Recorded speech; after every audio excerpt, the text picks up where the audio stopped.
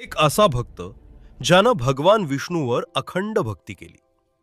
पण एक दिवस त्यानंच ईश्वराच्या अंशांशी युद्ध छेडलं.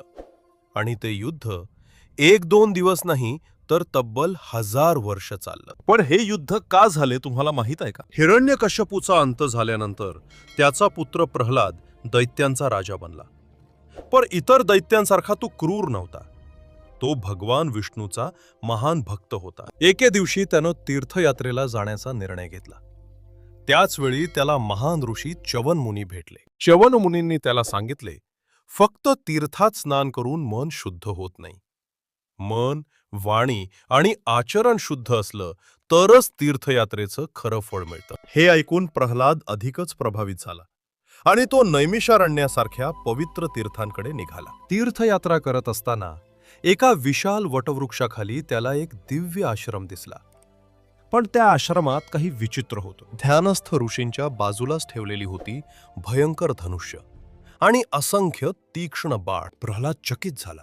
ते 2 ऋषी होते, नर आणि नारायण. प्रल्हाद क्रोधाने म्हणाला, तप करणारे ऋषी आणि हातात शस्त्र, धर्म आणि युद्ध एकत्र कसं असू शकतं? नरनारायण शांतपणे म्हणाले, तप आणि युद्ध दोन्ही करण्याची शक्ती आमच्यात आहे. पण प्रल्हादाचा राग वाढतच गेला आणि त्यानं युद्धाचे आव्हान दिले. क्षरात आकाश हादरलं. प्रल्हादाने बाणांचा वर्षाव सुरू केला. नरनारायणांनी प्रत्येक बाण हवेतच नष्ट केला. गदा, शक्ती, दिव्य अस्त्र, संपूर्ण आकाश युद्धानं अंधारून गेलं. देव, गंधर्व, यक्ष, किन्नर सर्वजण हे अद्भुत युद्ध पाहण्यासाठी आकाशात जमा झाले. हे युद्ध इतकं भयंकर होतं की दिवसही रात्रीसारखा दिसू लागला. आणि असं करत करत 1000 वर्ष निघून गेली. पण कोणाचाही पराभव झाला नाही. स्वतः भगवान विष्णू चतुर्भुज रूपात प्रकट झाले. प्रल्हाद नम्रपणे म्हणाला, हे प्रभू, 1000 वर्ष युद्ध करूनही हे ऋषी पराभूत का झाले नाहीत? भगवान विष्णू हसून म्हणाले, नर आणि नारायण हे माझ्याच अंशातून उत्पन्न झालेले महान तपस्वी आहेत.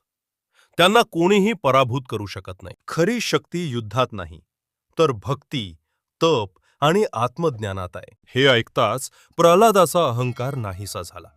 तो पुन्हा भगवान विष्णूच्या भक्तीत लीन झाला आणि नरनारायण पुन्हा तपश्चर्येत मग्न झाले. तुम्हाला काय वाटतं?